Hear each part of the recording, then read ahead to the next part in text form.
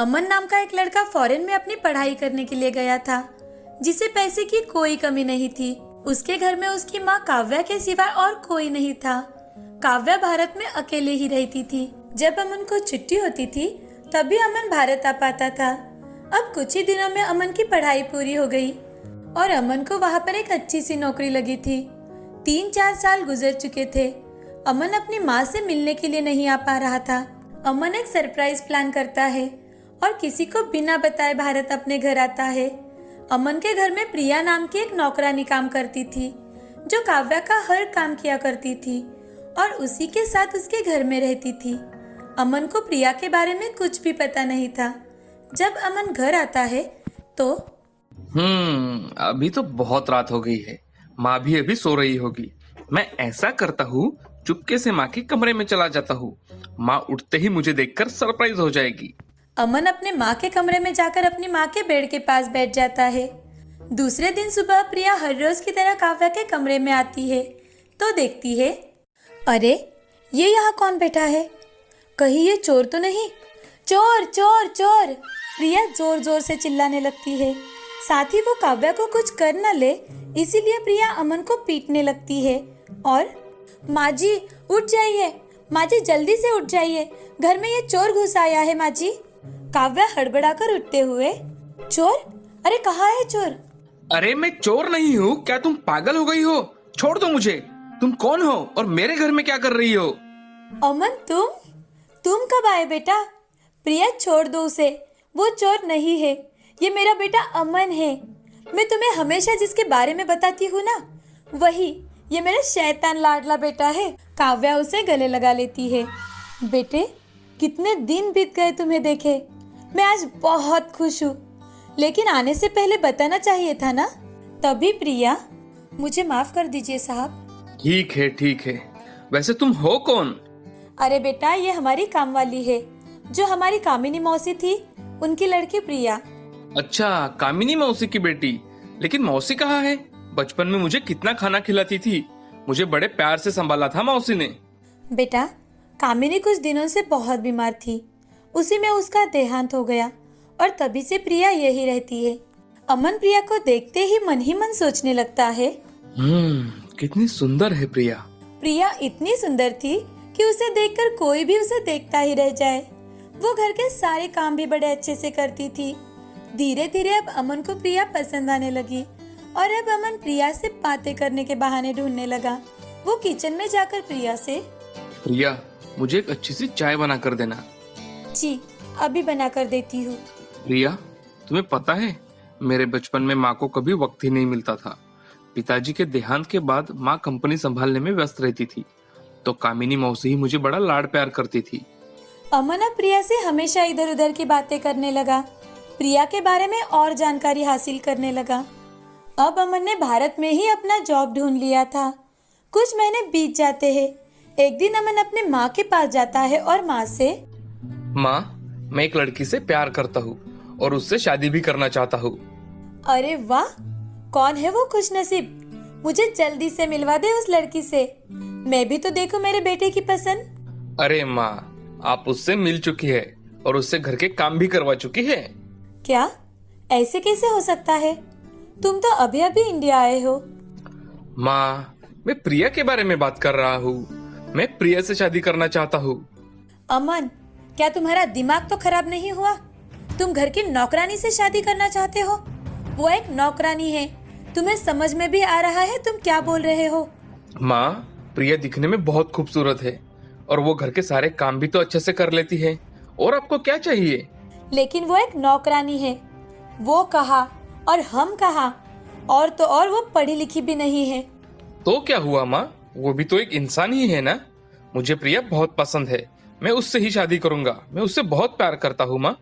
अमन की जिद के आगे काव्या कुछ नहीं कर पाती। कुछ ही दिनों में अमन और प्रिया की शादी हो जाती है। अब हर रोज की तरह प्रिया घर के सारे काम करती है।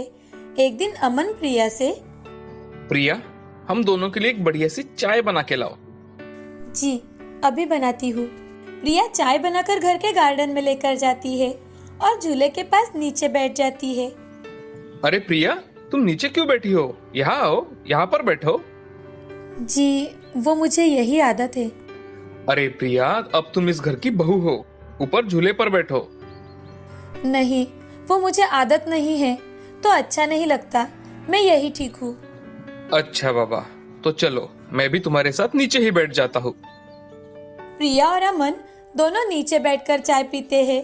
तभी काव्या उन दोनों को दरवाजे से देखती है और मन ही मन, हे भगवान, इस लड़की ने तो मेरे बेटे को भी उसके जैसा नौकर बना दिया है। काव्या प्रिया को अपनी बहू के रूप में बिल्कुल भी पसंद नहीं करती थी। एक दिन काव्या प्रिया से कहती है, सुनो प्रिया, आज मैंने तुमसे मिलने के लिए मेरी सहेलियों को और उनकी बहुओं को खाने के लिए इनवाइट किया है।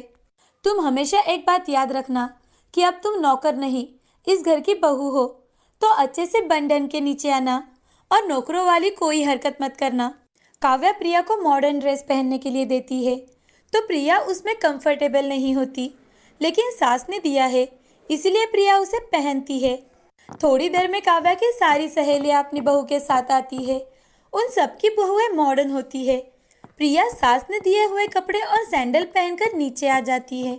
ऊंची हील की सैंडल पहनने से प्रिया कंफर्टेबल नहीं हो पाती।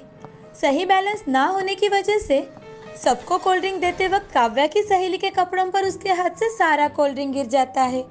तभी काव्या की सहेली जूली कहती है, अरे यार, इसने सारा कोल्ड ड्रिंक मेरे कपड़ों पर गिरा दिया।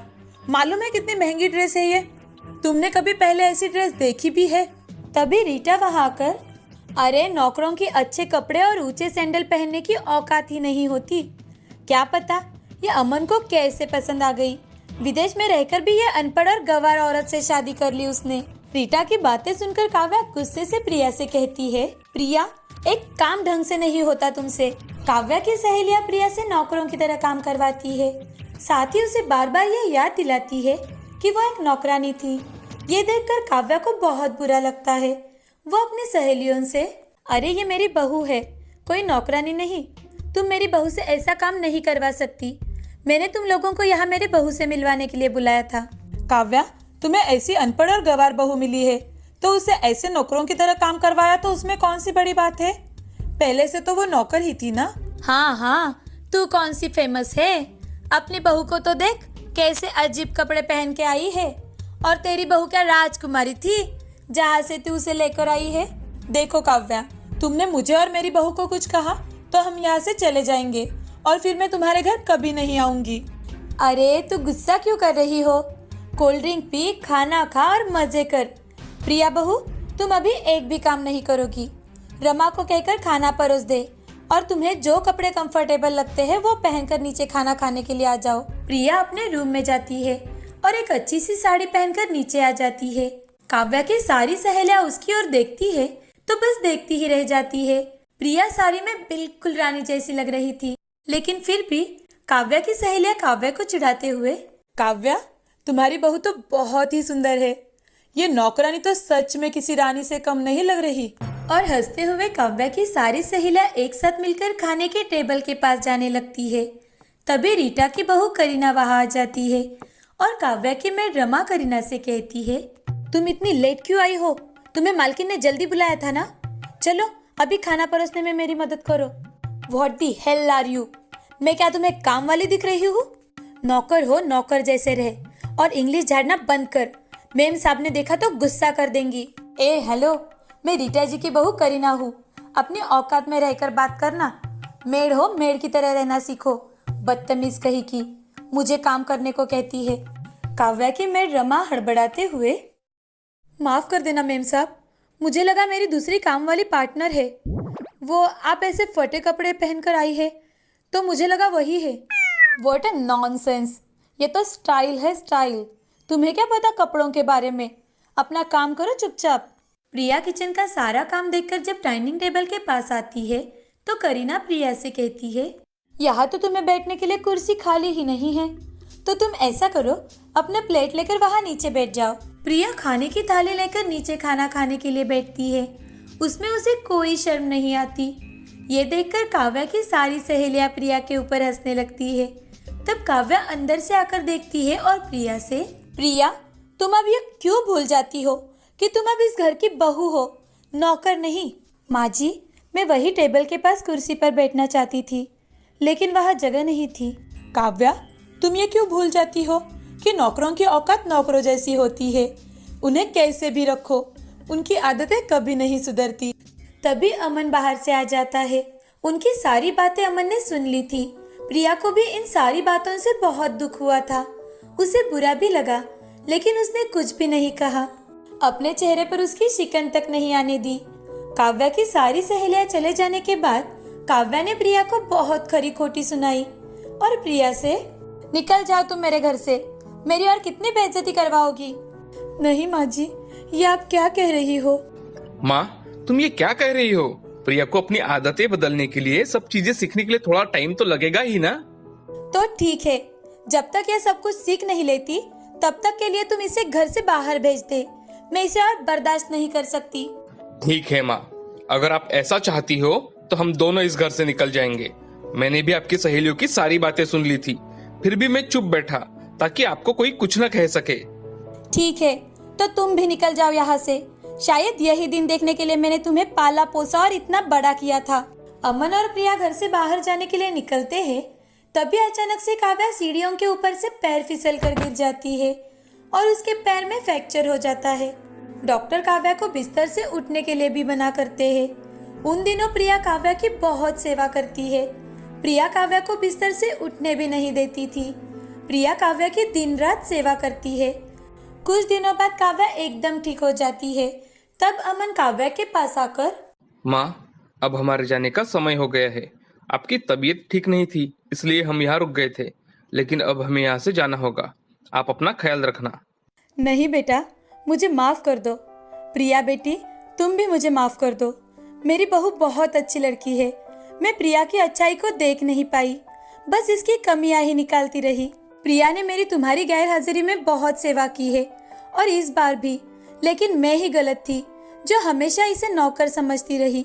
मुझे माफ कर दो बेटी। नहीं माँ, आप माफी मत मांगिए। अगर आप मुझे सिखाओगी तो मैं जल्द ही सब कुछ सीख जाऊंगी। माँ, मैं आपको कभी निराश नहीं करूंगी, ना ही मेरी वजह से आपका कभी अपमान होने दूंगी। हाँ प्रिया, अब मैं तुम्हें सारे तौर तरीके सिखाऊंगी। साथ ही बहुत सी बातें हैं जो तुम्हें मुझसे सीखनी है। प्रिया अब कुछ महीनों में ही सारे तौर तरीके अच्छे से सीख जाती है। साथ ही साथ अमन उसे पढ़ना लिखना भी सिखाता है। ऐसे ही एक दिन जूली काव्या और प्रिया को अपने घर खाना खाने के लिए इनविटेशन देती है। अब प्रिया अच्छे और मॉडर्न कपड़े पहनकर तैयार होकर आती है। उन कपड़ों में प्रिया बहुत ही सुंदर दिख रही थी। जूली के घर जाकर प्रिया जूली की मदद भी करती है। प्रिया में आए सब बदलाव देखकर जूली काव्या से, काव्या, तेरी बहू तो बहुत ही बदल चुकी है। वो सुंदर तो पहले से थी ही, अब तो वो पढ़ लिख कर समझदार और मॉडर्न भी हो चुकी है। लगता है मेरी बहू को काम सिखाने के लिए अब तेरी बहू के पास भेजना ही पड़ेगा। मेरी बहू तो कुछ काम करती ही नहीं, सारे काम मुझे ही करने पड़ते हैं। सारा समय सिर्फ मेकअप ही करती रहती है। सजने संवरने में ही उसका पूरा दिन चला जाता है। लगता है उसे भी प्रिया के पास भेजना पड़ेगा। काव्या की सारी सहेलियां प्रिया की तारीफ करते करते थकती नहीं। सब प्रिया की बहुत तारीफ करते हैं। काव्या प्रिया को लेकर खुशी खुशी अपने घर आ जाती है। अमन के आने के बाद काव्या अमन को सारी बातें बताती है। अमन को भी सारी बातें सुनकर बहुत खुशी होती है। अब वो तीनों खुशी खुशी से एक दूसरे का ख्याल रखते हैं और एक अच्छा जीवन बिताते हैं।